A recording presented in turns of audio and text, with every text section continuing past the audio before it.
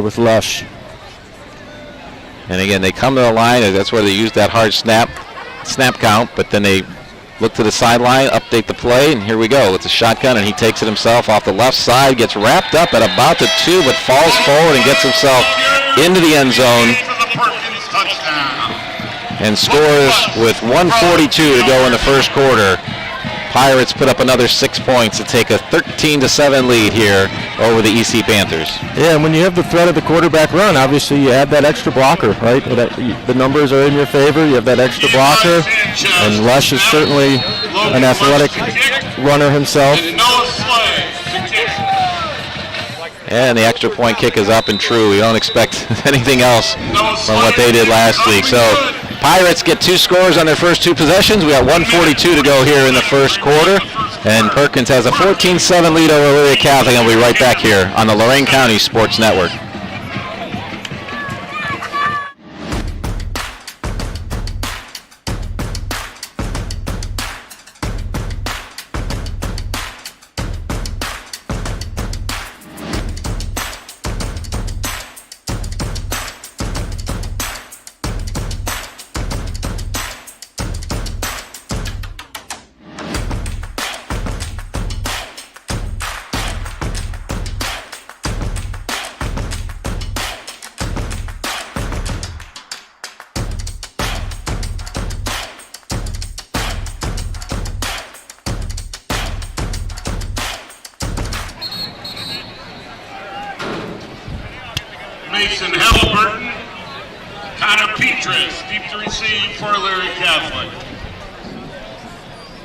All right, thanks for joining us here on the Lorain County Sports Network. John Guzik along with Mike Rush here from Dan Reeser Stadium in Elyria as the Panthers and Pirates battle.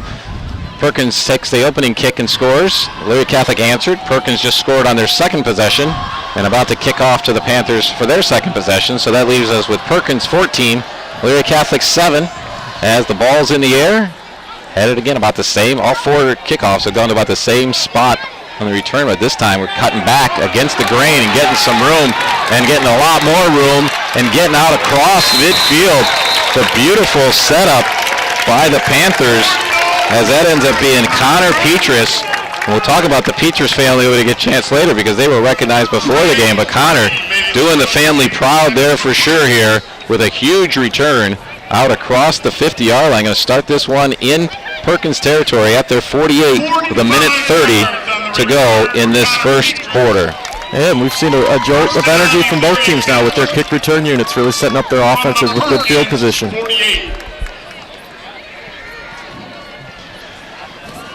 So we've got some sun in our eyes here. Still got Hector Garcia out there. We mentioned earlier in the broadcast that Darryl Schumpert had the majority of the passes last week. But Garcia, the senior starter, and he drops back, looks left, got a scramble off to the right, and then gets wrapped up before he can find anybody and dropped for a pretty big loss there, not only back into Panther territory, but they're going to mark that at the 40. So that's going to be a 12-yard loss for the Panthers on the first play from scrimmage.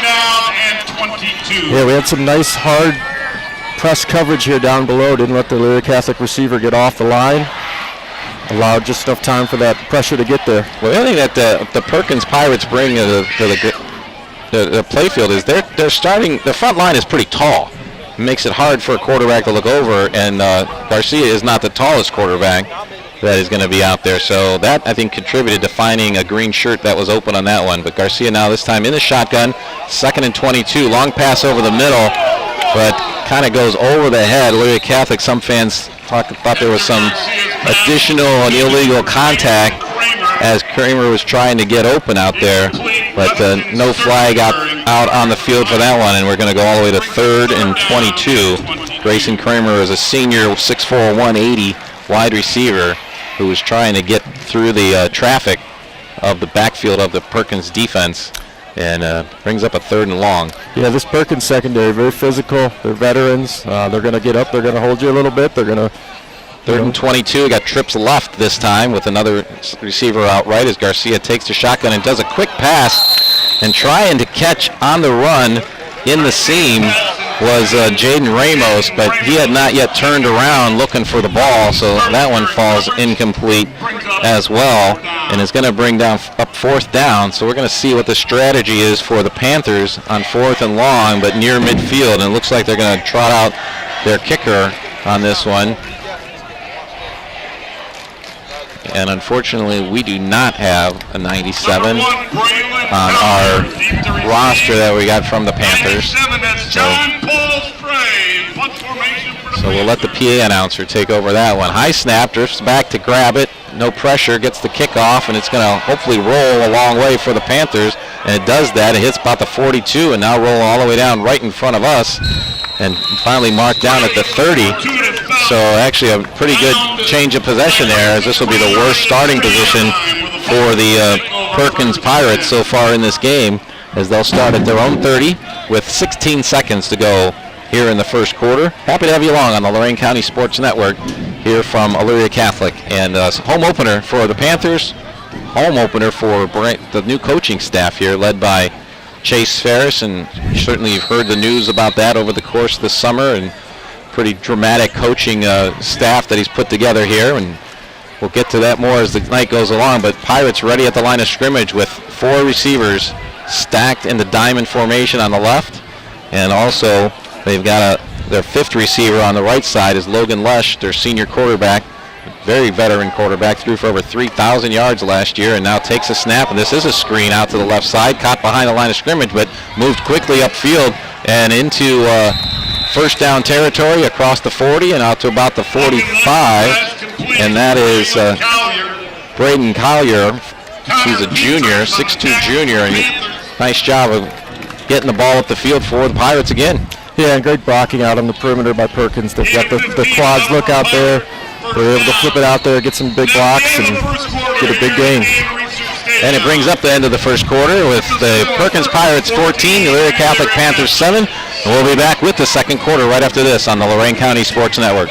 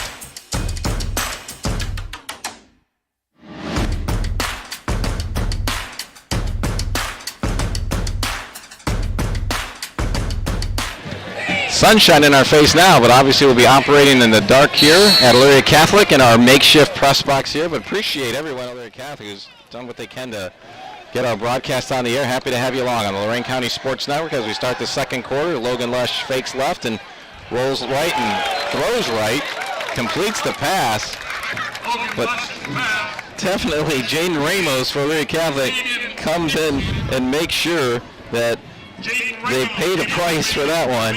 Beautiful hit, gets the crowd a little excited. That could be our collision of the day as we go through our other recognitions later on. Mike, we'll have to make note of that. But still, absolutely. Positive play, 5-yard gain for the Pirates. Second down, Lesh looks right again, this time finding a seam and getting it as the ball is caught at the 29-yard line and cutting across the field, being chased by D. Martinez, but didn't have a good enough angle to stop that one.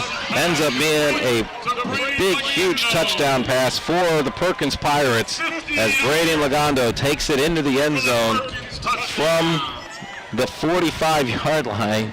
And boy, oh boy, that's a 55-yarder right there, Mike. That's a big play you talked about earlier. Yeah, it's something you can't have if you're EC, but you know, for Perkins, they set that play up earlier with the screen. There, they kind of pumped the screen and went with it. Yeah, big play. Tough tough situation for EC, but a lot of possessions left in this game. This is Noah Normington Slay doing another extra point. His leg's going to be sore by mid-season, the way this kid's knocking him up, and he gets that one through as well. And that puts Perkins up 21-17 with 11:17 to go here in the second quarter. And our first half score is basically Pirates have had 3 possessions and scored touchdowns on all of them, and the Pirates have gone 1 for 2. So if you can't match this high-powered Perkins offense, it could end up being a long night for Elyria Catholic, and that's definitely going to be the test here coming up in just a minute as Elyria Catholic looks to get the ball back. We've got 11:17 here to go in this first half, and like I said, sunshine has come out now. A beautiful night for football, nice crowd out here. And we talked about the stand, so we don't have a press box on the home side anymore. Last year we didn't have stands that were usable on the home side, but we did able to use the press box. This year they rebuilt stands, at least temporarily. There's a more permanent solution coming, so the press box permanent part has not been even attempted yet. So we're on some 5x6 scaffolding in the upper rows of the section, a little bit to the left of center here, about the 30-yard line on the south end of the field here, as Perkins now will be kicking off north to south, and Elyria Catholic going to get their third possession of this game coming up after this kickoff. And we saw a very exciting return on the last one, so we'll see if the Panthers special teams can give them that type of field position again to start this drive, as the ball is booted down the middle, rolls all the way down, and finally picked up, bobbled, and then picked up about the 17-yard line, and then wrapped up immediately and brought down just past the 20.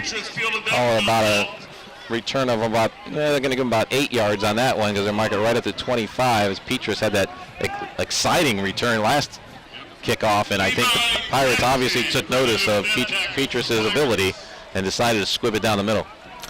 Yeah, and again, big drive for EC. Again, it's early, but you're down multiple scores. You want to put together a positive drive here.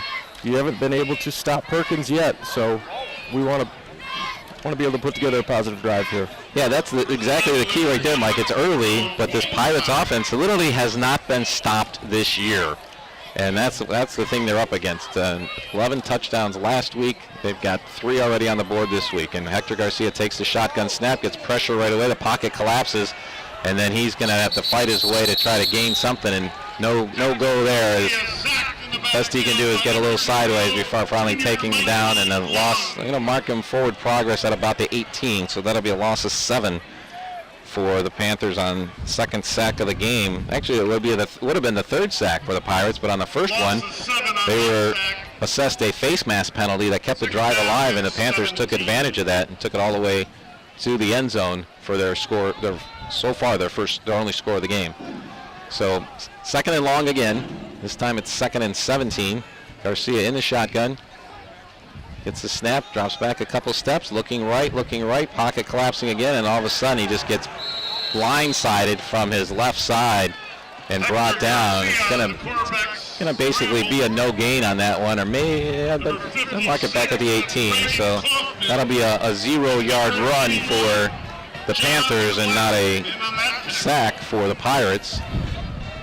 Yeah, making it tough. These Perkins cornerbacks are really taking away the number 1 receiver for EC on each side of the field. They're manning them up, they're pressing them, and they're just taking those 2 guys out of the game right now. So 3rd and 17 from the Panthers' own 18-yard line, trying to make something happen. A lot of guys crowded at the line for what's an obvious passing play, so they're trying to put pressure on Garcia. They're getting it. He gets the ball away down the right side and kind of in between 2 intended receivers, but neither of them there, as Xavier Castillo was on the outside, and you had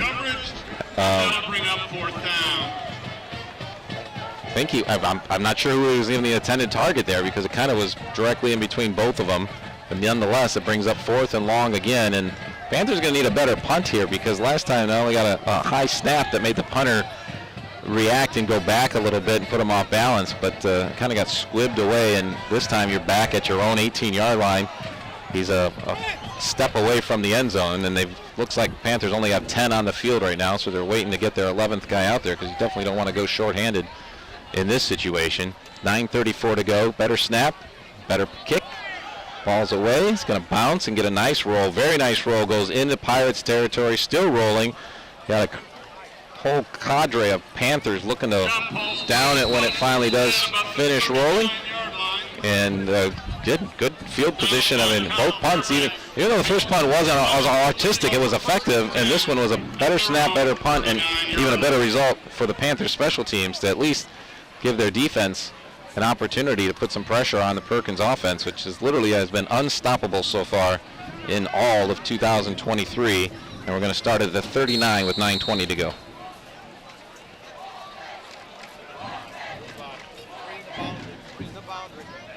A 43-yard punt is not a bad punt there. It's actually a pretty good result. Logan Lush, the quarterback number 5 there for Pirates. He fakes the handoff, looking right, waiting. He's got all kinds of time. That time you see the Pirates, they're going to throw the flag. And again, we're watching kind of our heads moving downfield, good 25 yards down. It looked from this angle like the Pirates receiver had just lost his footing. Yeah, tough deal. There's contact, but it seems incidental from our interesting view up here. But not only we're not watching the play from start, we're not watching that player from start to finish. We're not looking at him till the ball's in the air. But when I did see him go down, it looked like it was one of those ones where you talk about it when the feet get caught up. That's not a penalty. It's not something illegal by the defense. But the flag comes out, so they're going to move the ball to the Panthers side of the field at the 44-yard line.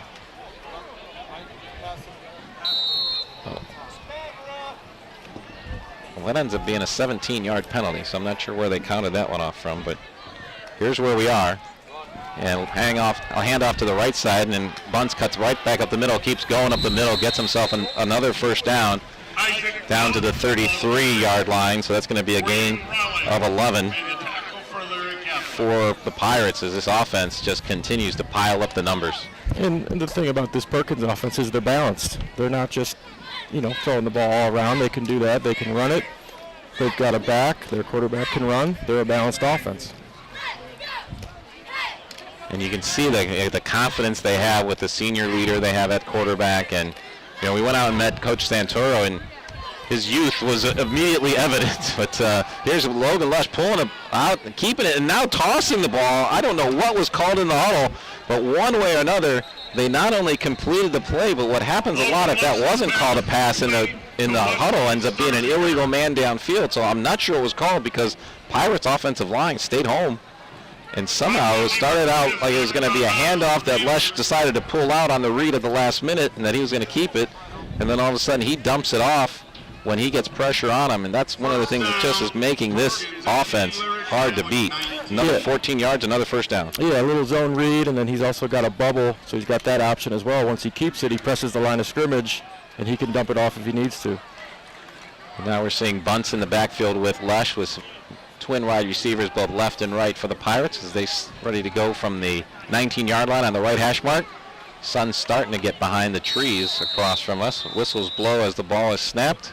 I think we got to delay a game. So the second penalty of the game on Perkins. First one hurt them bad. It was a 15-yarder. It took a 10-yard sack into a 15-yard positive play and kept the EC drive alive.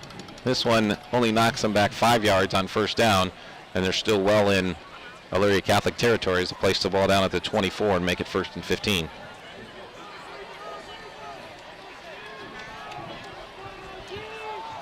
So Pirate offense just consistently going to bring in the same thing, and they bring motion this time as the ball snapped. And great pressure by Elyria Catholic, and Lush is just going to throw it away as Trent Merrill got penetration in there and forced Lush to get rid of it. And this situation of the game was probably a pretty wise decision by Lush to just say, you know what, we're going to get rid of this one and live to play another down instead of doing something foolish. That's the senior leadership you look for in a guy like that. Yeah, and just the presence, too, to even feel the rush and to be able to evade it and then, like you said, make a good decision and throw it away, live to play another down. First time we've really seen someone kind of into Lush as he went to pass, so hopefully that's a turning point that EC can do. This time he takes a snap and rolls left, throws left to the far corner. He's got a receiver battling down in the corner, and that was intended for Caden Nixon. He didn't have much of a chance, but Connor Petrus had great coverage all the way down the sideline. So we get back-to-back incomplete passes, and we don't say that a lot for the Perkins offense, bringing up 3rd and long. Yeah, great coverage there by EC. They took everything away. Lush took a shot down the sideline, put it only where his teammate could make the play and overshot him. Well, a lot of a football, of course, in any sports is making adjustments as you go on. And in this series here we're seeing Panthers defense doing some things differently and getting better results. Lesh in the shotgun, 3rd and long, a lot of pressure. Blitz coming up the middle. He dumps it off for a screen just to the left side. Pass is complete, and now gets a block at about the 15-yard line. Lets him cut in and kind of just ends up jogging into the end zone. And that was Bunce taking it in for the score. And Isaac Bunce with the score from 24 out on 3rd and 15. And that's a heartbreaker there for the Panthers defense. Yeah, it's tough. You make a couple good plays, you force them into a 3rd and long, and again, another good call, but good execution. Noah Slade to attempt the point after. And guess what? That one actually looked like it had a little trouble getting through, but another successful extra point for Slade for the Perkins Pirates. So with 8:06 to go here in the first half, that now puts Perkins up 28-7 over Elyria Catholic, and we'll be back with Elyria Catholic's next possession right after this on the Lorain County Sports Network.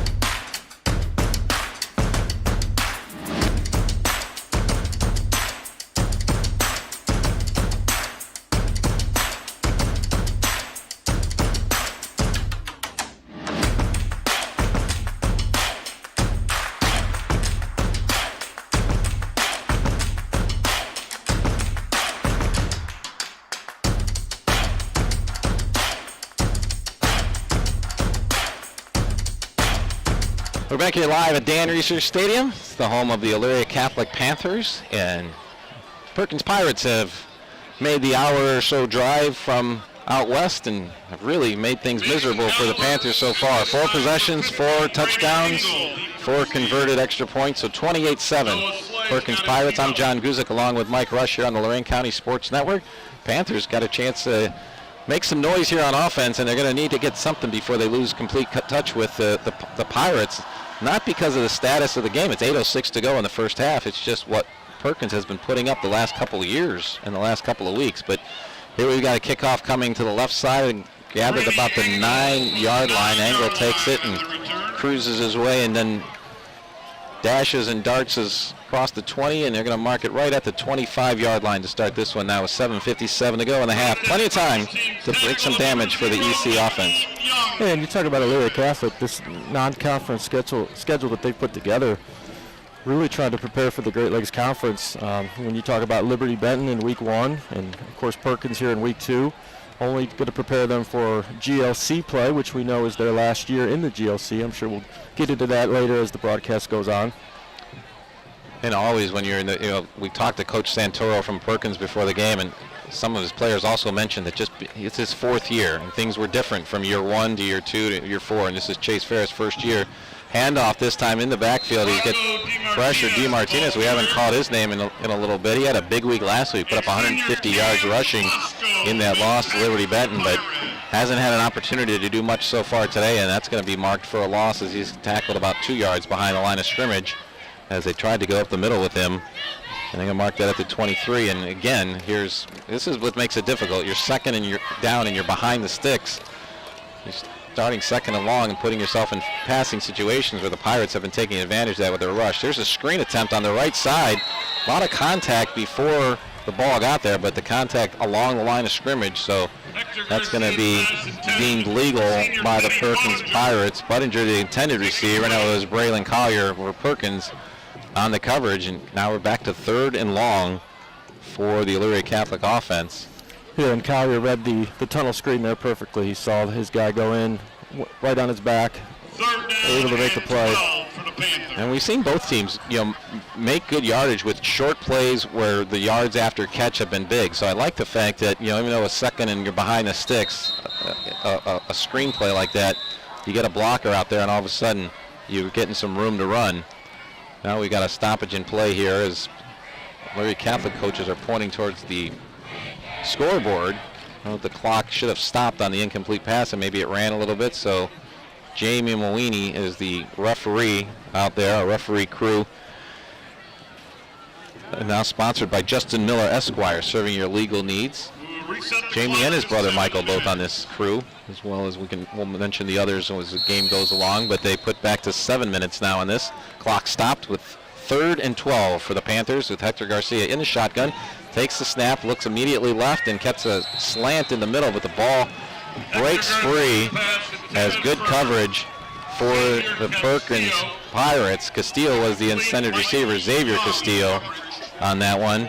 And for the Perkins, that was actually Brady Lagondo, was it not, that had the coverage on him, and brings up 4th and 12 again. So 3 plays on the drive and -2 yards is all the Panthers offense has to show for it at a time when they really need to put some points, because Perkins literally this entire season has not been stopped, and up 28-7 here with 6:56 to go in this game.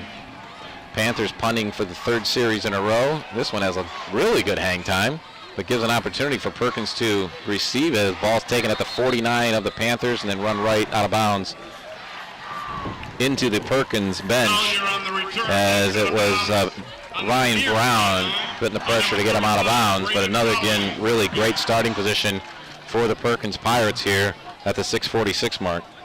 Yeah, and if you see, you're just looking for a spark. You got to try to get a turnover. You got to try to get off the field somehow, some way. Which, as you've said, Perkins has not, needed to punt. Really this whole year they haven't been stopped. So you got to try to find a way to get a stop any way you can. Shotgun formation, of course, for Logan Lesh. Pirates with the motion man coming right. Lesh drops back, looking long on the left side, and he's got a guy open at the 1-yard line and drops it into his breadbasket perfectly for a 1-play, 39-yard touchdown that goes to Braylon Collier. Perfectly executed. That literally is how you do it. That's one of those at the end of practice. Hey guys, let's throw the ball up down the middle and see who can run under it. And those two have been doing it long enough, and they executed perfectly to put another 6th spot up on the board for Perkins. Makes the score 34-7 for the Pirates with the extra point coming. No play to attempt the point after. And that kick is good and makes it 35-7 with 6:38 here to go in the second quarter. First half action continues right after this on the Lorain County Sports Network.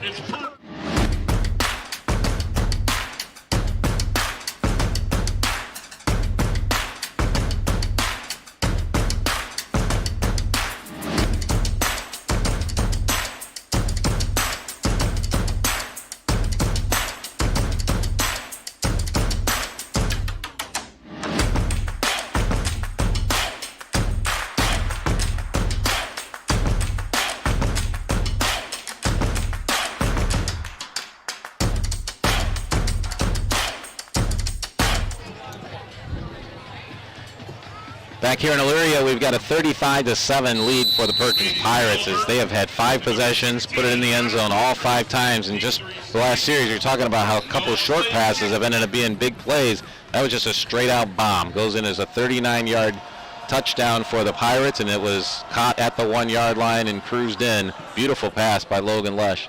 Again, more of a squib kick by the Pirates after Petrus had that 46-yard return. They're going to make them work a little harder. Picked up inside the 10 and only getting back to about the 15 this time. This is going to end up being the worst starting position for the Panthers offense, which is not at all what you need at this stage of the game. 6:31 to go in the first half. Yeah, and for Perkins, obviously the offense has been as advertised, and if you're EC, it's kind of been a worst case scenario here. Some of the keys we talked about in the beginning of the game: take away big plays, try to establish a running game. Those things just haven't been able to come to fruition here early on.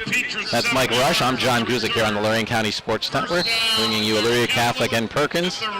And what we haven't really seen is Elyria Catholic even really attempt to put in their running game. And D. Martinez did rush for 150 yards last week and averaged about over 15 a carry, but nothing today. Now they fake the handoff to him. Garcia drops back, has a little bit of time this time, but then it's picked off at the 22-yard line. And the ball was intended for Yadi Perez on the left numbers.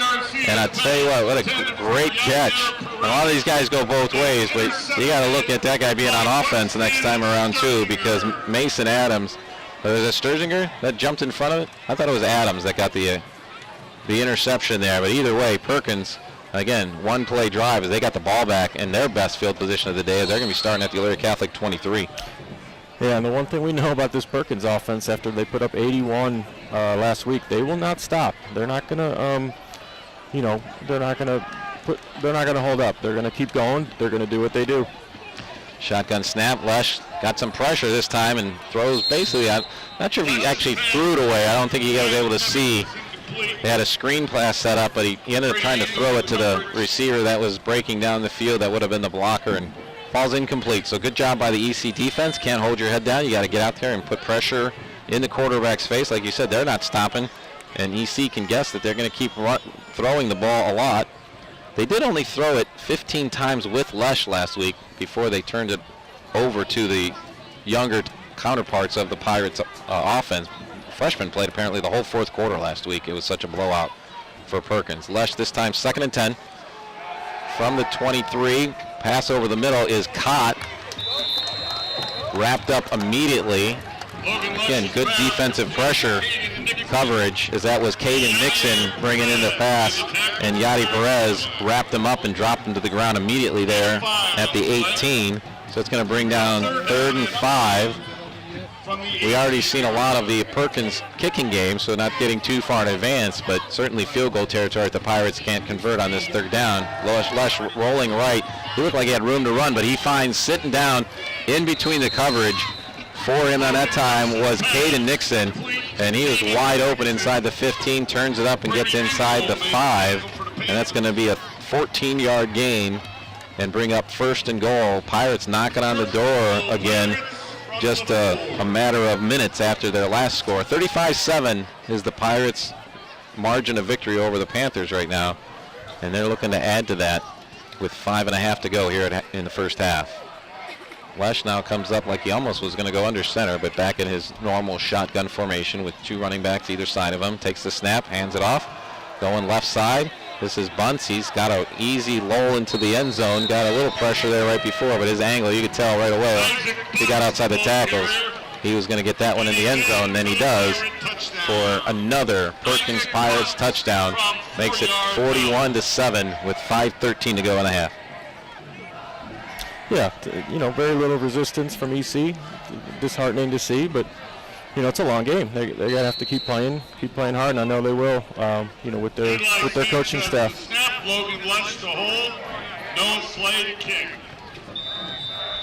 Extra point is up and good by Slay. That's not a surprise. 42-7 now is our score. Pirates over the Panthers here in Elyria, and we'll be back with more right after this on the Lorain County Sports Network.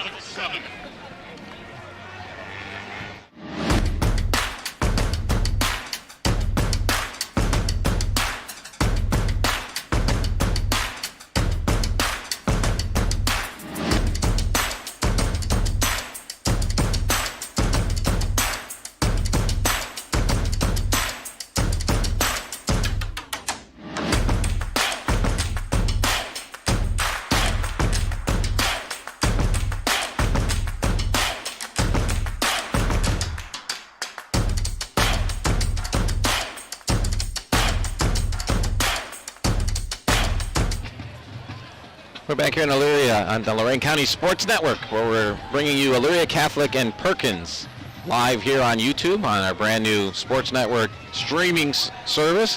Happy to have you along here in Elyria. Home opener for the Panthers, not going well as the Pirates are kicking off again here in the first half, now with a 42-7 lead. And after Petrus had that big 45-yard return, they have gone even further away from him each time. But it's worked. That time the strategy did not work, as the Perkins kickoff going out of bounds is going to give Elyria Catholic some much-needed breathing room, getting away from their goal line. That last drive, 50 seconds. It did end up taking them four plays to get in because of a couple incomplete passes, but started at the 23 after an interception by the Perkins defense and ended with Isaac Bunce taking it in from 4 yards out. And now we've got a 42-7 count, 5:13 to go here in the first half. And that means with the kick going out of bounds, Panthers start right in front of us here at the 35-yard line. Shotgun and rolling immediately is Garcia, but then he pitches it right to D. Martinez. Great pursuit by the Perkins defense D. Martinez brought down by Surdinger, and he's had a great game already so far. Scored a touchdown on offense earlier. Has had some really nice defensive plays, including that one, bringing him down after a gain of 1. Yeah, first time we've seen the speed option look from EC tonight. Perkins again with their speed on the perimeter. Some of these skill guys again for Perkins are they're experienced 3 and sometimes 4-year players. They've played in a lot of playoff games, and they're gearing up for what they hope is another long run into November. Panthers back to the line, this time with Garcia under center and an I formation behind him. Splits on each side, drops back this time. Deep drop, pressure already. Now the pocket is completely gone, and he gets pushed back even further. Ball comes loose about the 20, and it was ruled a fumble. I wasn't sure they were going to have forward progress stopped at that point, but thankfully for the Panthers, that was Jackson Smith who covered it after it came out. But a huge loss for the Panthers, as they're going to lose 20 on that sack and fumble and bring up 3rd and 39. I'm sorry, 3rd and 29. And 3rd sack of the game for the Pirates defense is a big one with a fumble, but recovered by the Panthers. Yeah, and a lot of this pressure can be attributed to the coverage, certainly, by Perkins. There's just really no one open right now in the secondary. Need some creativity here on 3rd and very, very long. Hector Garcia by himself in the shotgun formation. 4-man rush by the Pirates. He steps up. Shoots it out on the right sideline, right in front of the Elyria Catholic bench. Had 3 receivers coming across the field. None of them, of course, were far enough to even be a first down on the pass. But the intended receiver was Landon Nepshield again. And the ball falls incomplete, and going to bring up another 4th and very, very long. 3 and out for the Panthers, and this is becoming a bad trend for the Panthers offense, as we've had a short possessions, and it seems like they're getting shorter and shorter as the game goes along. Punting again from the 1-yard line, high snap, makes take a step back and off, gets pressure this time from the Pirates, but a beautiful kick, great hang time and into Pirates territory, where fair catch is called by Braylon Collier, and they'll be starting at the Pirate 49 here with 3:18 to go in the first half, with Perkins leading 42-7 over the Elyria Catholic Panthers. And got to find a way. Can you stop this Perkins offense? I guess it's not how do you stop it, it's can you stop them? Yeah, a lot of teams have failed over the years, and so EC has a chance here to just try to gain some confidence and have something good to feel going into halftime here.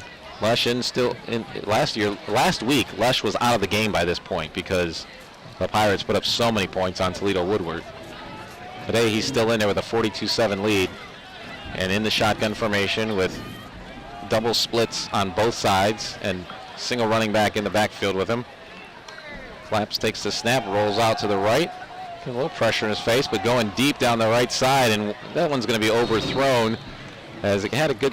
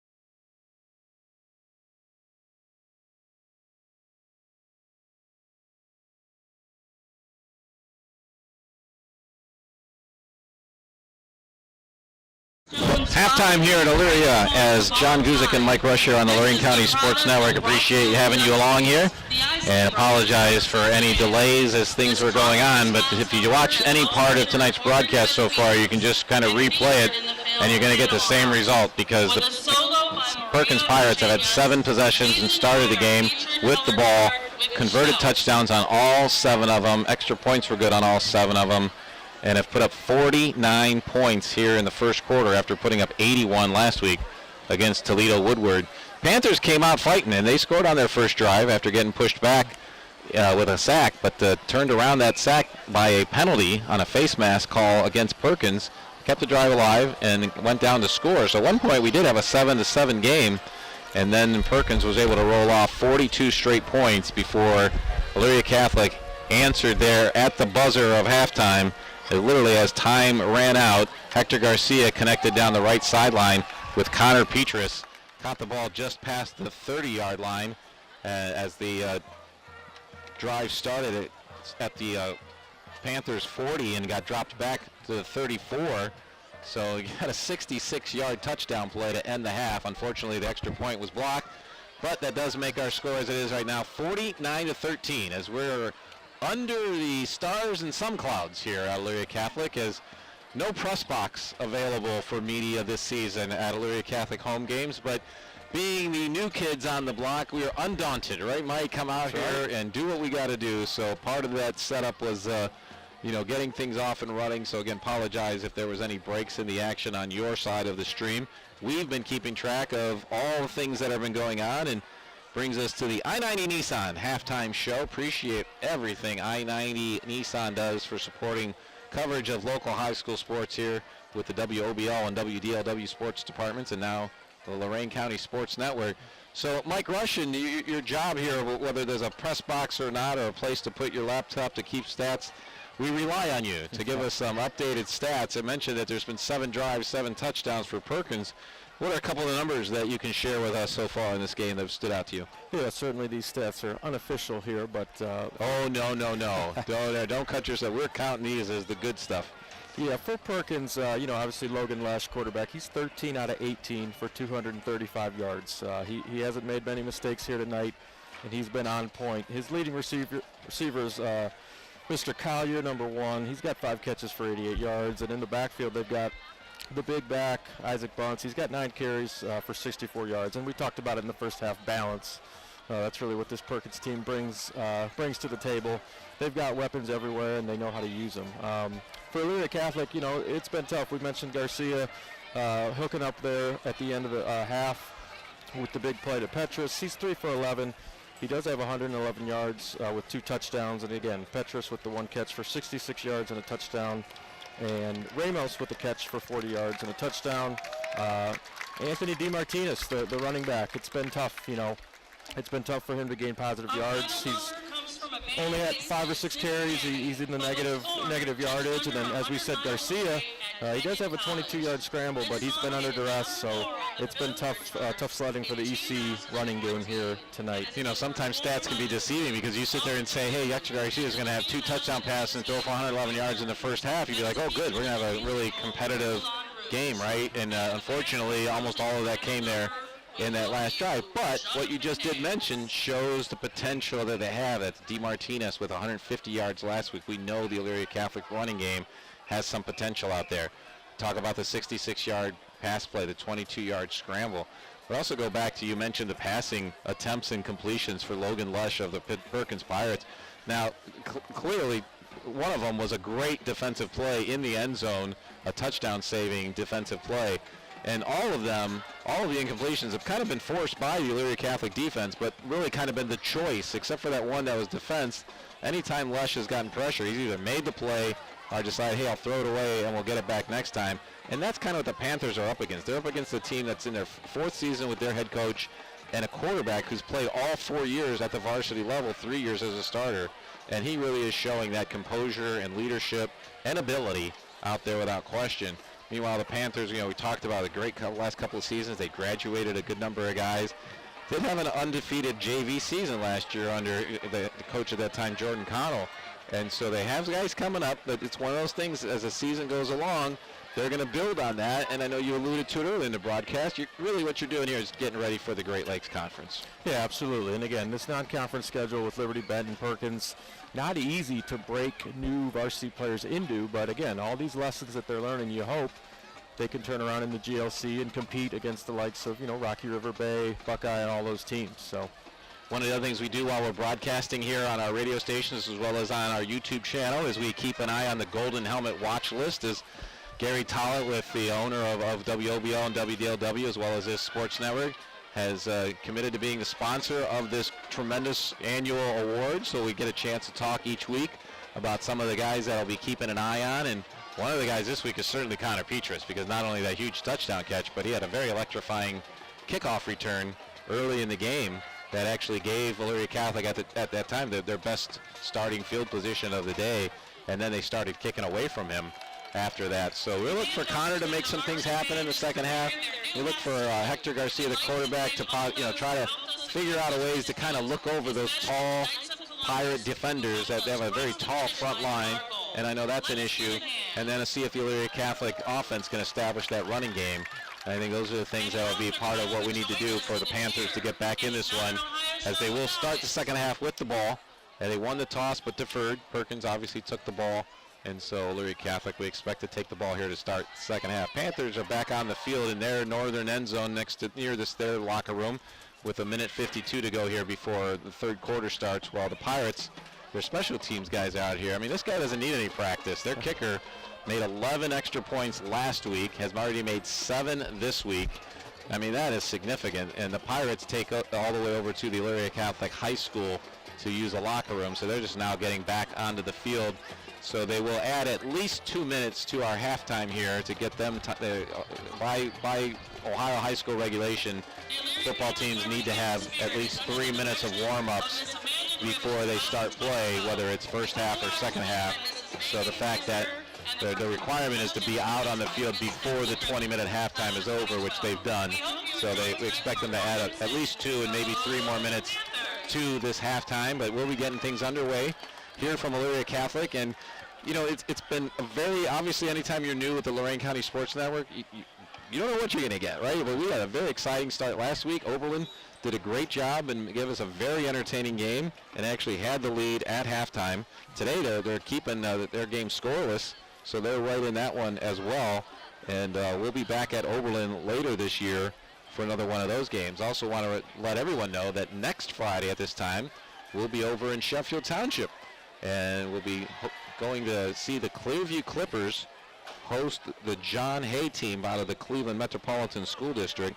And we did one of our little kind of test scrimmages from Clearview, and everything went well. And of course, the people over there are always very accommodating and welcoming to us. So looking forward to getting back over there next Friday and maybe having a roof over our head, Mike. But tonight, we're doing okay, right? We're here. we can make it work.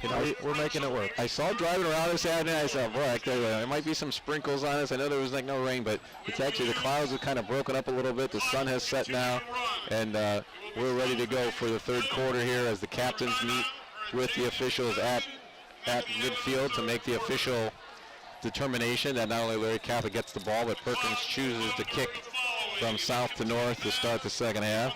See if we get some other scores for you here before we start the second half. If you didn't know, that Avon Lake played yesterday at Euclid and took on Benedictine, and they're now 2-0 already on the season with a resounding 37-15 win for the Shoremen.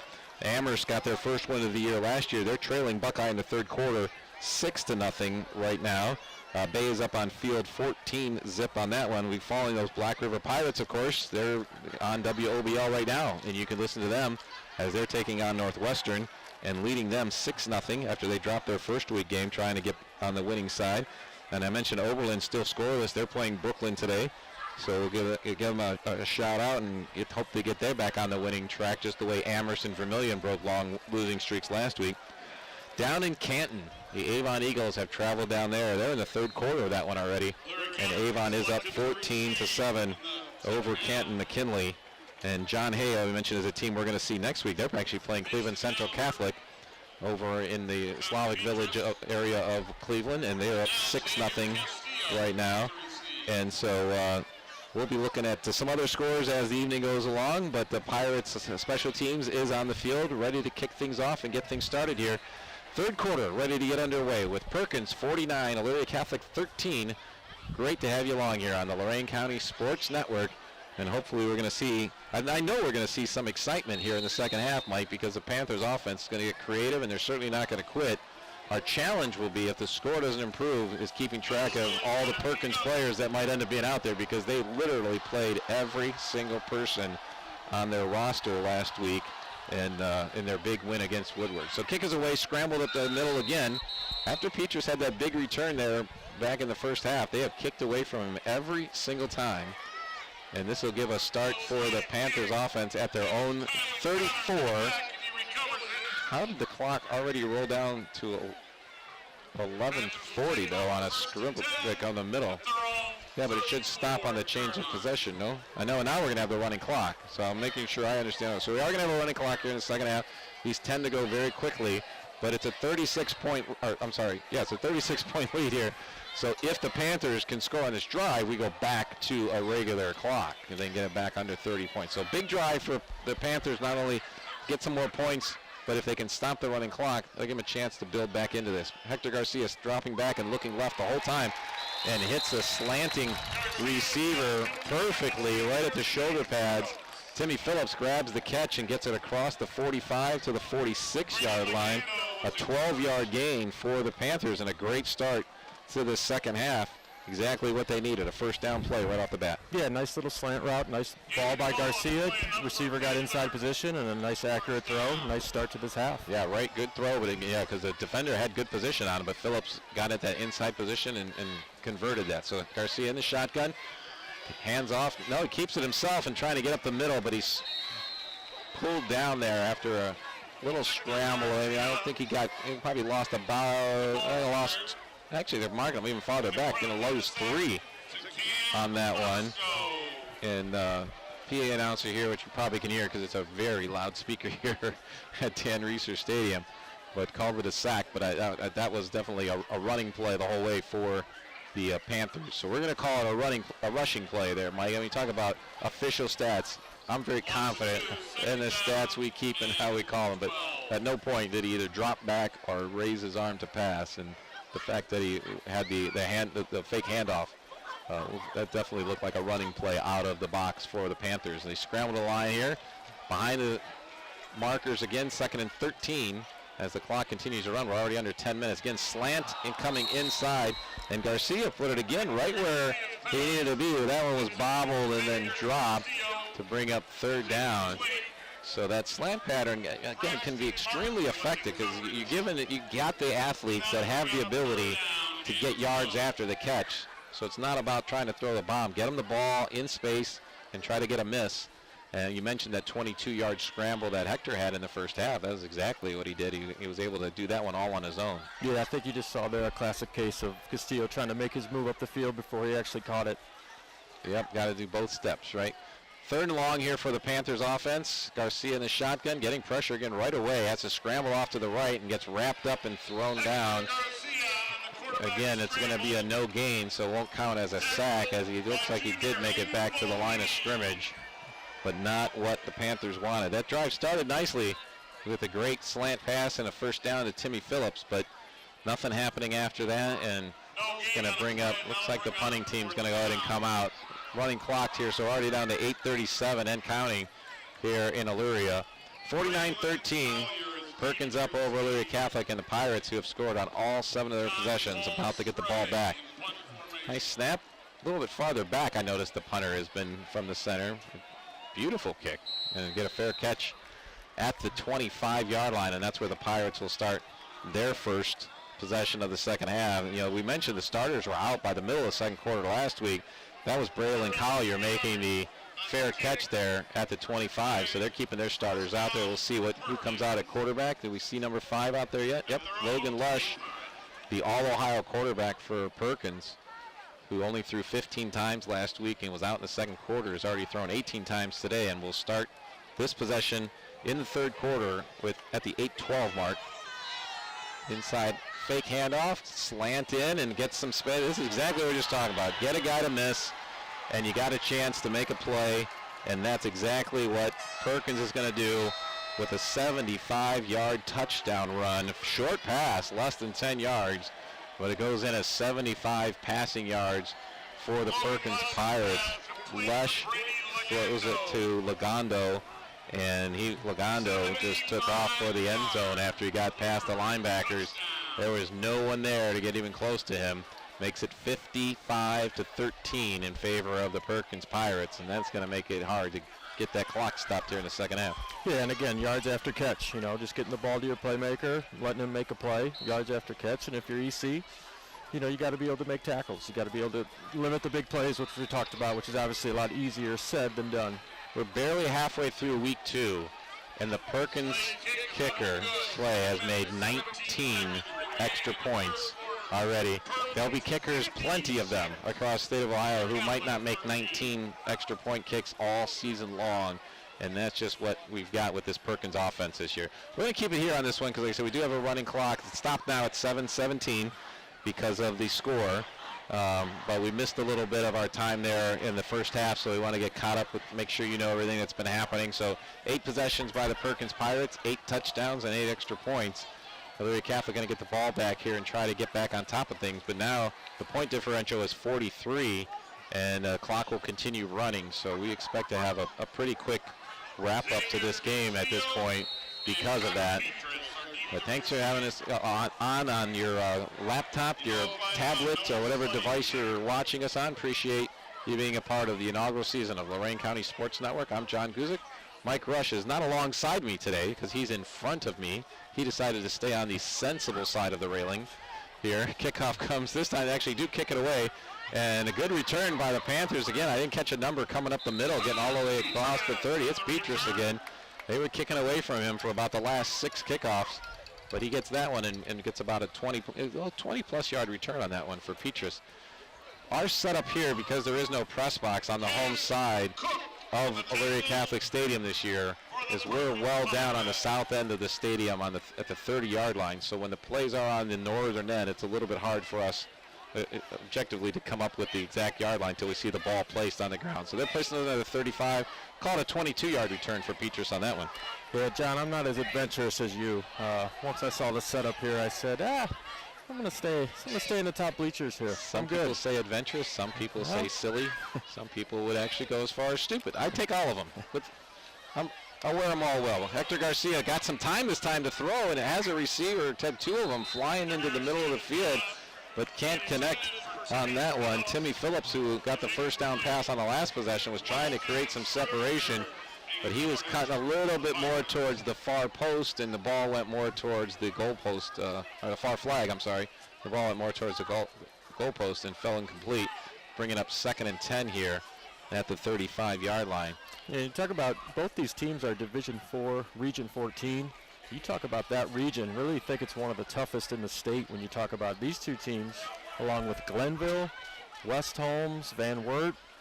There's some excellent football teams in that region. Garcia the option to the left here and gives it to D. Martinez, but boy, oh boy, he has got nothing but white jerseys in front of him, and going to the short end of the field, he had no way to really get any positive yardage out of that, and impossible for us to see where the yard marker is, but let's see, they're putting it down at the 38-yard line, so we'll give him a gain of 3 on that one. Good positive yardage for D. Martinez, something to build on, but of course not a lot of time to build on that as we're already down to 5:11 here in the 3rd quarter and running. Panthers to the line. 2 splits to the left, 2 splits to the right, got a slot to the right as well as a wide split on the right side. 1 single running back. Garcia takes the shotgun pass, throws it out to the right.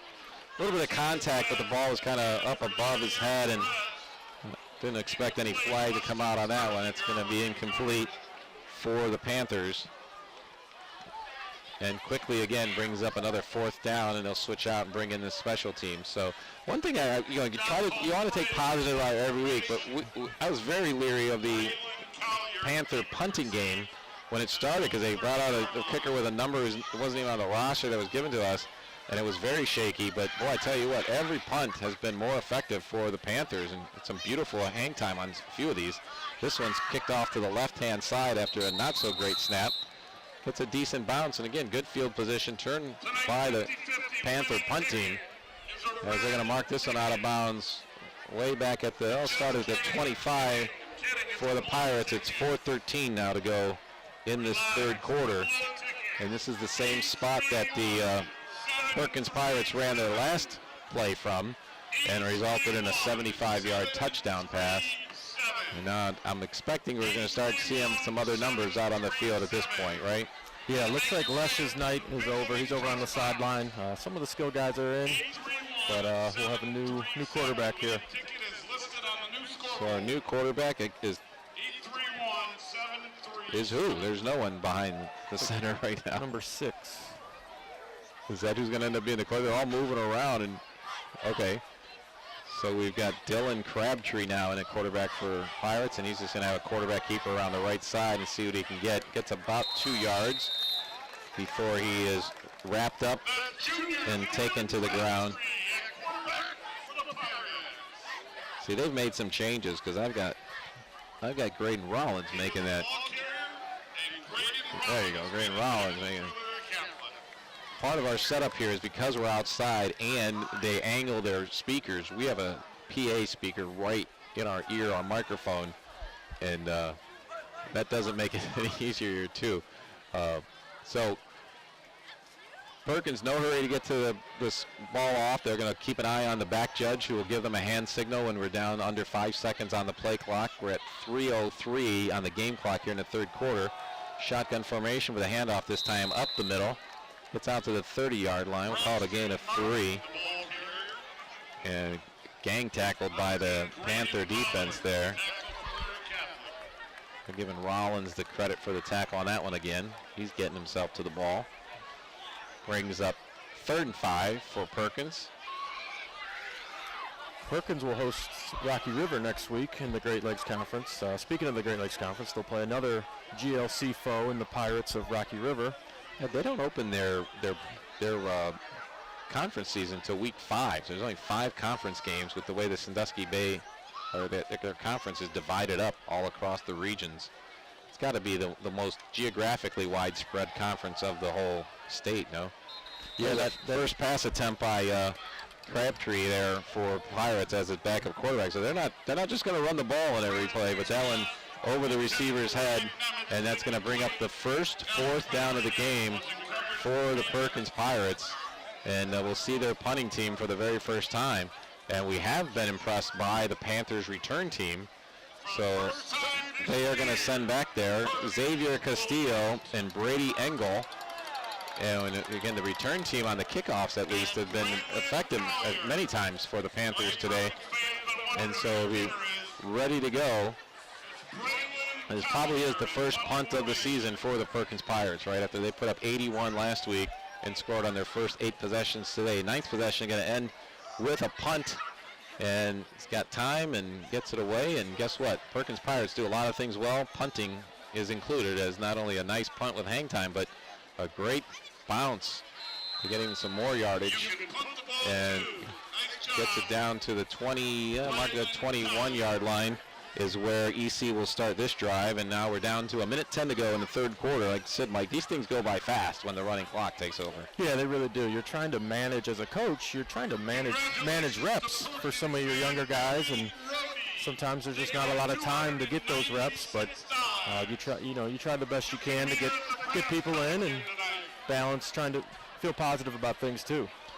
So we're down, they might put the ball down to the 22-yard line. 1st and 10 for the Panthers. We're down at the other 30, on the southern end of the field at the 30, and I'm on about a 5x6 scaffolding. And all the other guys said, no, I'm not going out on that stuff. We're going to stay on this side. We'll be on the top row of this section, as there's no press box here. Completed pass on the left side. Still Hector Garcia in there as quarterback for Elyria Catholic, and another completion to Phillips. But they're getting about 4 yards on that one. Get it out to about the 26-yard line. Nice completion. Another completion to Phillips. Second time Garcia and Phillips have hooked up here in the third quarter. Getting some positive yardage. Brings up 2nd and 6. Garcia this time looking right. Got a wide open receiver and a blocker out in front. And he reads the block perfectly. Finally bounces it outside. Again, one of the better more productive plays of the Elyria Catholic offense today, as Castillo gets all the way out to the 37-yard line. Mark, I guess he stepped out a little earlier, so 11 yards on that. Pass play brings up already the end of the third quarter with the score Perkins 56, Elyria Catholic 13. We'll take a quick break here and be back live here on the Lorain County Sports Network.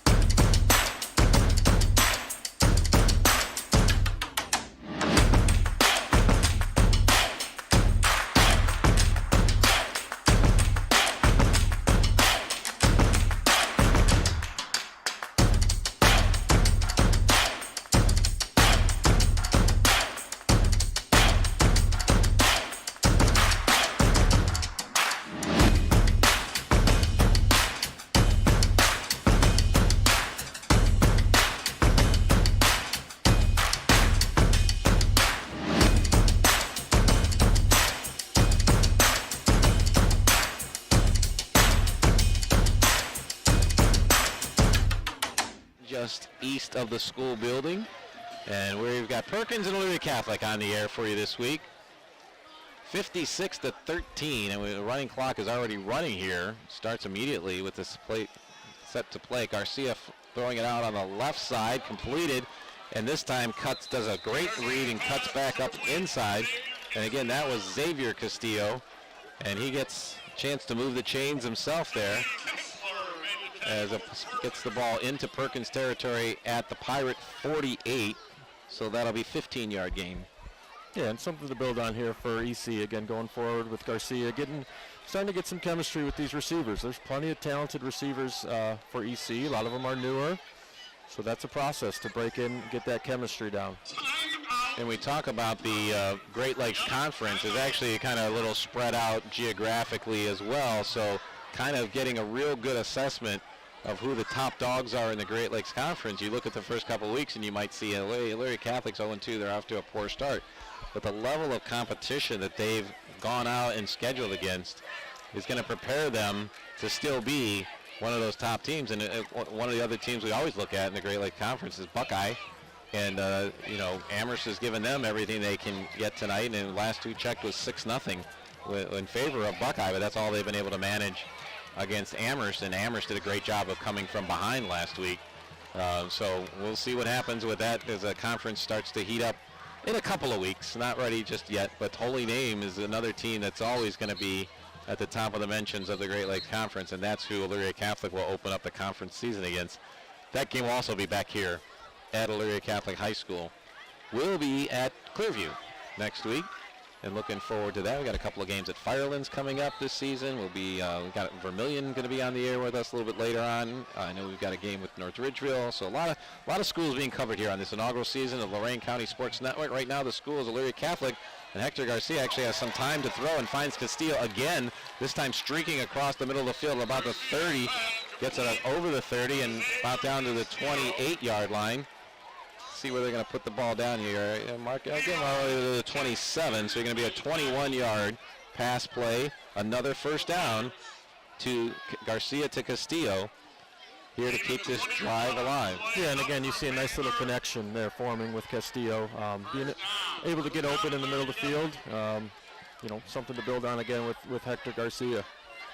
Panthers getting right up to the line here, trying to put some points on the board here before we run out of time, because with the running clock already at 10:15 of the fourth quarter. Garcia, a little bit of pressure this time, but they're setting up the screen, and they do a great job of that just on the left side. The tackle gets us block and gets out outside the hash marks and the numbers, and all the way down inside the 10-yard line, and that's Jaden Ramos, who takes it into the I-90 Nissan red zone.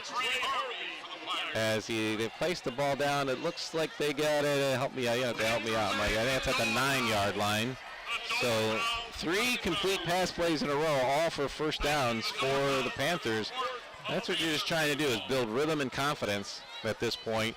But points are always fun too. So let's see if Hector and the Elyria Catholic offense can put this one in the end zone. Garcia, shotgun snap, sprints left, got the option, shovels it out to Ramos. Ramos breaks a tackle and breaks into the end zone from 9 yards out. Beautiful run by Jaden, and 6 points for the Elyria Catholic Panthers. We also want to make sure we mention with that score, and all season long, our friends at I-90 Nissan will make a contribution of $5 for every single score on the air this year to the United Way of Greater Lorain County. So appreciate I-90 Nissan. I'm not kidding you, Mike. Yeah, great job. Are you kidding me? It doesn't really matter what point of the game you're at. You want to see, positive plays, something to build on. And you saw the playmakers from EC, start to make plays there. Well, like we talked about just a little bit ago, is that you're setting up the season. You're not worried about too much about game 2. It's easy to sit there and, you're certainly not going to hang your head if you're a Panther player here, because it's all about getting into the Great Lakes Conference and building for a possible playoff run late in the season. And they still keep themselves in position of that because the teams they're losing to are so strong. Here going for 2 on this one, and Garcia rolls right and tries to hit in the back of the end zone. Had a streaking Panther coming across the back line, but went through his hands and he right-footed through there. So we're going to stay at a score of 56-19. Perkins over Elyria Catholic. It's 8:19 to go in this game here, and we'll be back in just a minute on the Lorain County Sports Network.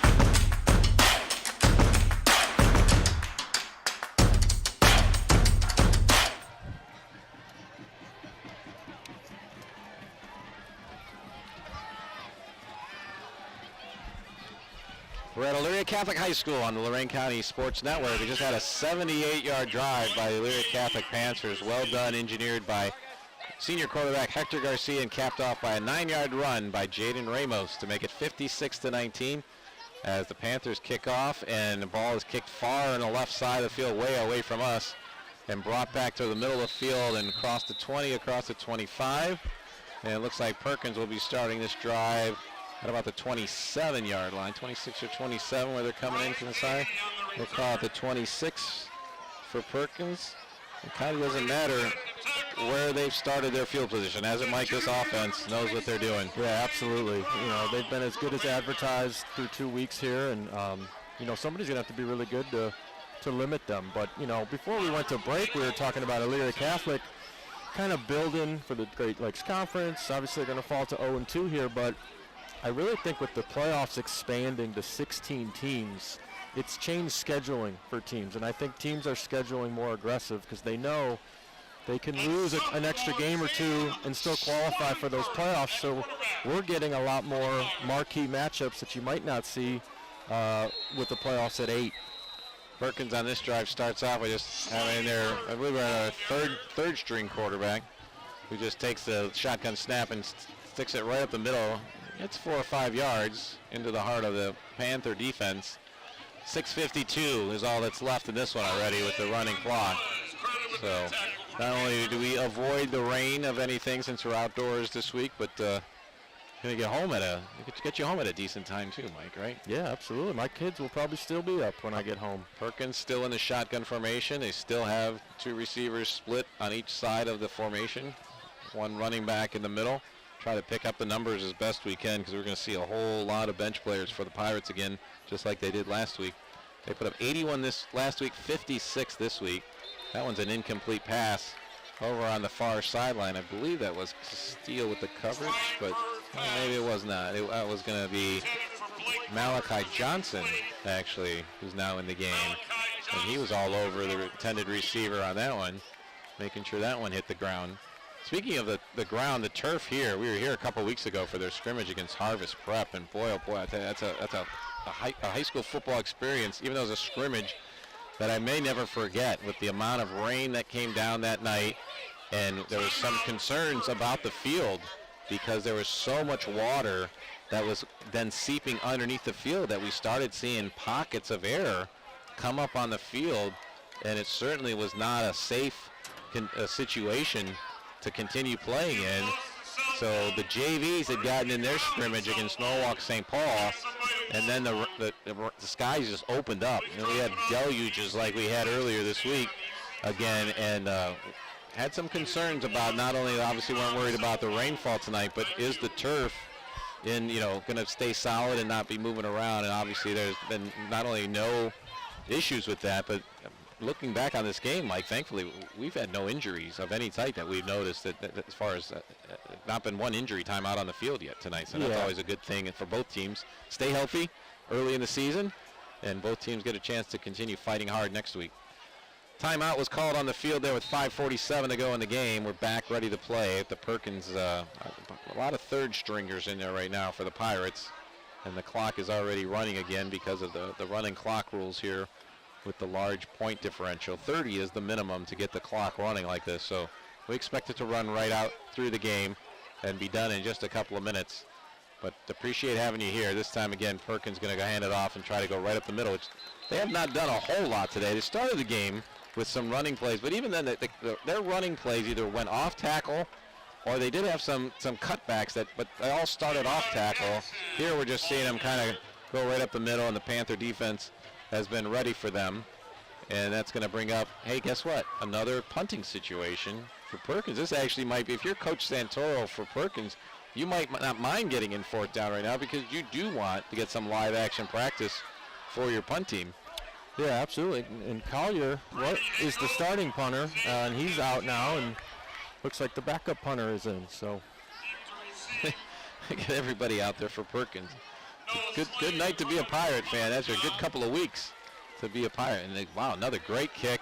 Good hang time off to the left, but going to go out of bounds somewhere probably around the Panther 40. We'll see where the referee comes. Side judge's got to come in and mark that one off. Bounced about the 36, out of bounds already. So we'll see what angle it was, and they're going to put the ball down. They're still waiting to they're going to put it right down at the 40-yard line. So EC will start this next possession at their own 40. We've got 4:30 on the clock and a score of 56-19 for Perkins. We're still seeing Hector Garcia's number coming out there, the senior quarterback. Going to continue to get some more reps, try to see if they can get some more rhythm going with not only Castillo, but D. Martinez was such a big part of the offense last week. Want to get him back in the flow too, so he's ready for their action in next week's game. Panthers at their own 40. Clock's already running, so already down to 4:12 as Hector Garcia shares some more information about this particular play with the back behind him. Under center, takes a snap, fakes the handoff, it's in the pocket, sits forward, and that ball is going to be intercepted after being knocked around.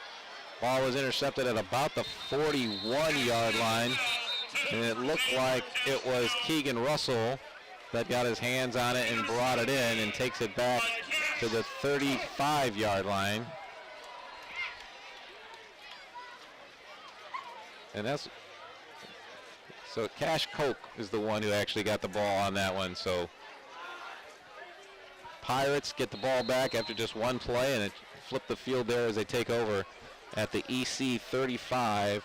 So we're down to 3:45 and counting here at Elyria Catholic.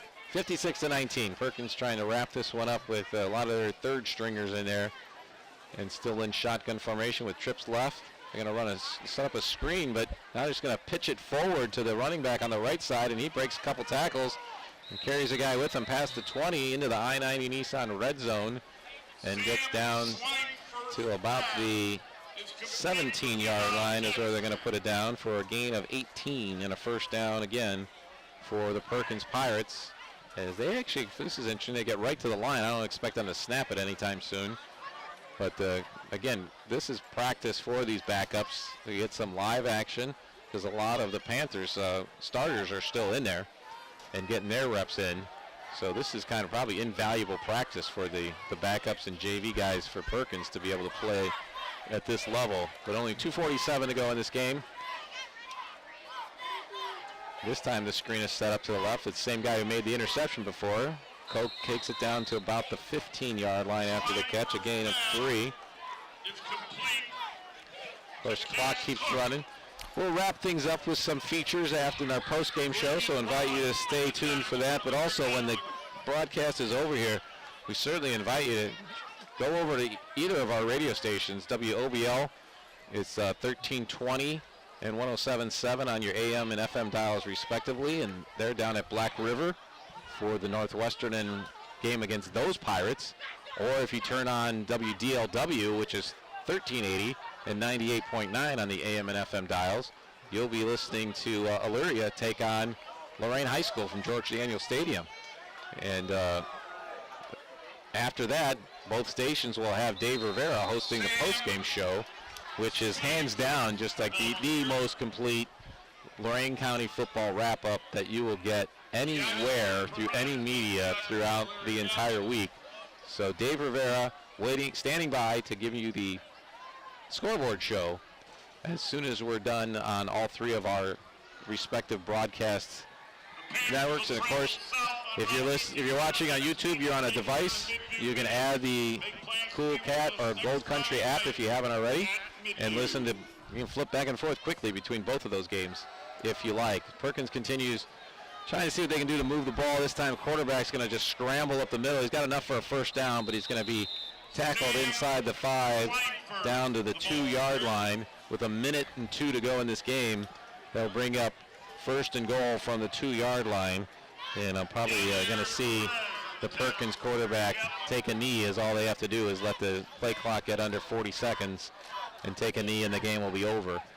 We've already got the Elyria Auxiliary Police with their flashers on over on Poplar Street to get traffic out of here. We had a nice crowd. Certainly Perkins has got to be really excited about their season. They brought a very good crowd from the Sandusky area of Ohio and all those wonderful things that go on near them, the Kalahari and everything that makes up Perkins Township out to the west of us. And of course, home opener for Elyria Catholic has the student section, which is on the far north end, packed.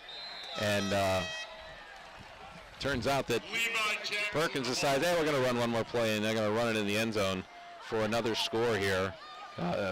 That's Levi Jackson for the Pirates, who takes it into the end zone from 2 yards out with the clock running out. They did not even stop the clock for the extra point, which I think they should have, but I don't think anyone's complaining that they didn't. Looks like they will forego even attempting the extra point, as that makes it 62 to 19 as Perkins puts a wallop for the second week in a row on their opponent. Unfortunately, this time it was the Elyria Catholic Panthers here at Dan Reeser Stadium in Elyria, spoiling the home debut of not only this team but this coaching staff, and Chase Ferris and his crew. Going to drop to 0-2 on the season, but lots of things that we saw good going on and things to work on that are going to help them get ready for the Great Lakes Conference. It looked like they stayed very healthy in tonight's game. Both teams did, thankfully, so that's always a good sign. But the Perkins Pirates is a team you're going to hear from a lot this year, because I'm going to quickly do the math if I can. And they are averaging 63.5 points a game, 2 games into the season. And boy, oh boy, I mean, you're going to have to... I didn't do the math right. Oh, that's scored again, right. I didn't change anything. So they actually are averaging 71.5 points a game for the season in week 2, and that's going to be hard pressed to find another team in the state that's kind of putting up those numbers so far. And we'll talk about some of the numbers and some of the other things that went on with today's game, get you ready for the post game and the scoreboard show, as well as our future broadcast here, as we'll be back in just a minute on the Lorain County Sports Network.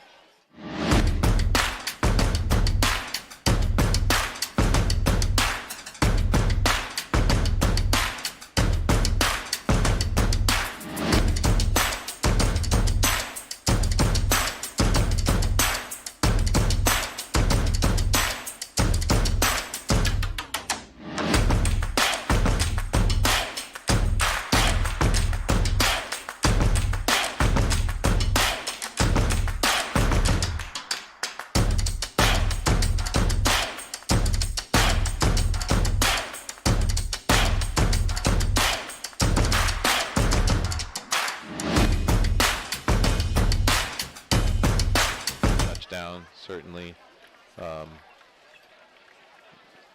drive. It's talking about all the features that we've got coming up for you here as we enter into the Achieve Credit Union post-game show. Achieve Credit Union, learn, dream, achieve, and we've always got some nice features and players in plays that we want to recognize, but we'll start this time with the stats. And stats, as always, are brought to you by our good friend Al Januzzi, CPA, where it's all about the numbers. And the biggest stat you start with right here, of course, is just the score. But Perkins had 11 possessions, 9 of which resulted in touchdowns. 2 second-half punts with their backups in is all they had. So basically, every single time that the starters on the Perkins team have touched the ball this year, they have put points on the board and have scored 20 total touchdowns as a team in 2 weeks. And that is just an absolute amazing stat. So part of the things you got to look at when you look at the perspective of the Elyria Catholic Panthers building into this new season is, like we talked about, the opponents. The scores are a little scary. You never want to be a victim of a running clock like it was today. But they're definitely things we saw to build on. And so let's highlight a few of the Perkins stats that we have out there, but feature on some of the goodness of the Elyria Catholic night as well with Mike Rush. Sure, yeah. As we said, Perkins, as good as advertised. You got to give them a lot of credit tonight. Elyria Catholic just ran into an absolute buzzsaw. They improved to 2-0 as they get ready for Sandusky Bay conference play. As we said, it doesn't start till week 5 for them. But some of the numbers, Logan Lesh, obviously his night ended early, but he was 14 out of 19 for 310 yards. He's got a number of weapons around him. Braylon Collier, 5 catches for 88 yards. Number of other wide receivers and Isaac Bunce as well, 9 carries for 64 yards. Several weapons, again, for the Perkins Pirates. We did see Elyria Catholic get their passing game going a little bit in the second half under the direction of Hector Garcia, quarterback. He finishes 9 for 21 for 176 yards, and he found some good.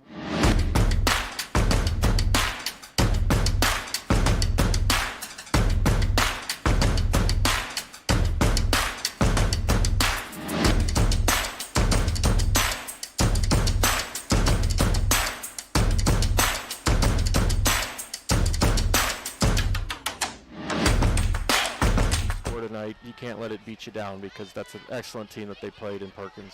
Yeah, they were, and Perkins, frankly, an exciting team to watch. And it's our inaugural season here on the Lorain County Sports Network, and we had a fantastically exciting game last week with Oberlin. And now to see a Perkins team, even though it's not a Lorain County team and not someone we feature, but that's an excellent football team. And you're going to hear about them throughout the entire season. And certainly this is not only a postseason team, but a team geared up to go deep into the postseason. And as you mentioned, if they're both in the same region division, this could be a potential postseason matchup that we'll see here. So, again, stats of the game, we thank our good friend Alan Januzzi. I also wanted to mention before we go on any further, because one of the things that's very important to us here is, and especially with Gary and Renee Tollett, since they took over ownership and running of the radio stations and now Lorain County Sports Network, our sports director, Don Vincent, he's over at Lorain High School tonight at George Daniel Field with the Lorain High School Elyria game. And we want to send our condolences to Don's family as he lost his mother a week ago. And because of the scheduling things that they were doing, it did not have the funeral till yesterday.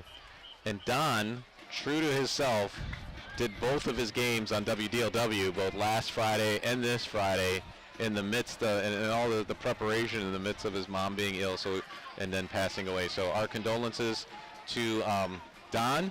And on a personal note, our condolences, not an Elyria Catholic guy, so I'm going to mention a Lorain Catholic guy. I think that's okay these days. Now Lorain Catholic's been gone for a while, but the Reverend Larry Martello, who was a chaplain at Lorain Catholic back starting in the 70s, ended up being a pastor at Amherst St. Joseph. He passed away this week as well. And just a great guy, and especially because I know there were so many of the Elyria Catholic family and alumni who certainly knew of Father Martello throughout the years. Want to mention him as well.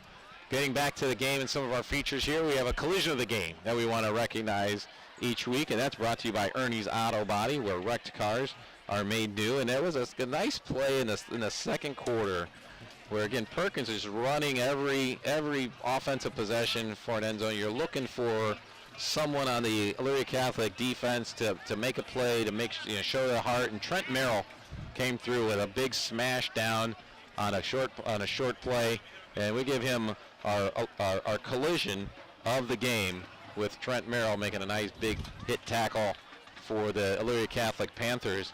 And despite all the scoring that went on, and as exciting as a team that the Perkins Pirates are to watch, our play of the game, our electric play of the game, which is brought to you by Honey Dudes Handyman.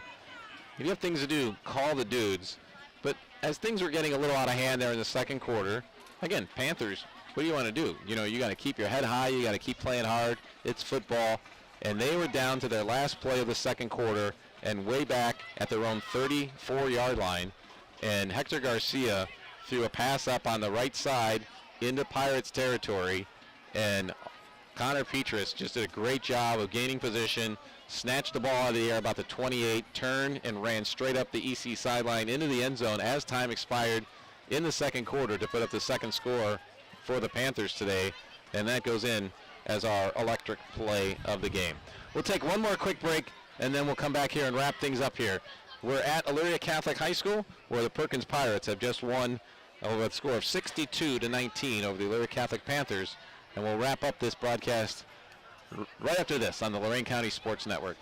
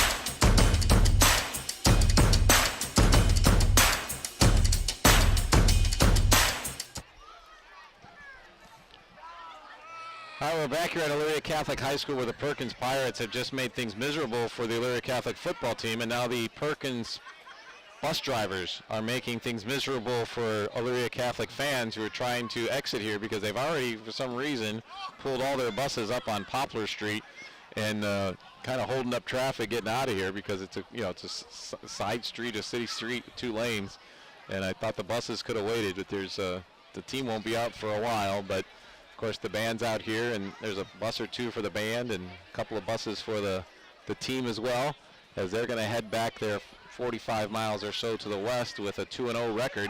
Elyria Catholic does drop to 0-2 now with this loss to the Perkins Pirates, but working on a lot of things for the rest of the season.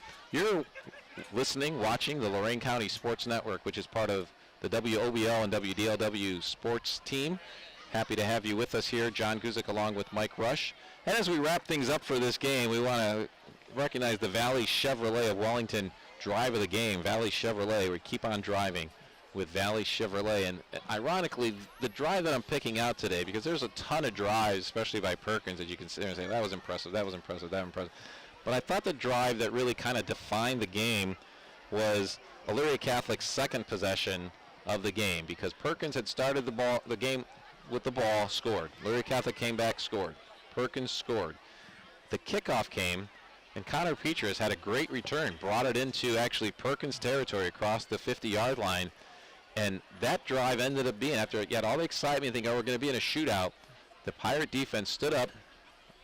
BC ended up with actually a negative 12 yards on that drive and had to punt the ball away on a 3-and-out, and that drive kind of turned everything around, because then Perkins scored, obviously, for their next 4 possessions, and just put so much distance between them and the Panthers that the game was just a running clock in the second half and done from there. So our drive of the game there was the second EC drive early in the game when EC started in Perkins territory with 1:30 to go in the first quarter, and you thought we had something really going, but things turned on that drive, and we end up with a final score of Perkins 62 and Elyria Catholic 19. So we will wrap things up by naming our Zabel Apparel player of the game. The Zabel Apparel company says be game ready all year, so I don't think we have to think very long about what color jersey the player of the game's wearing this week. But Mike Rush, who did you come up with to recognize for this week's honor?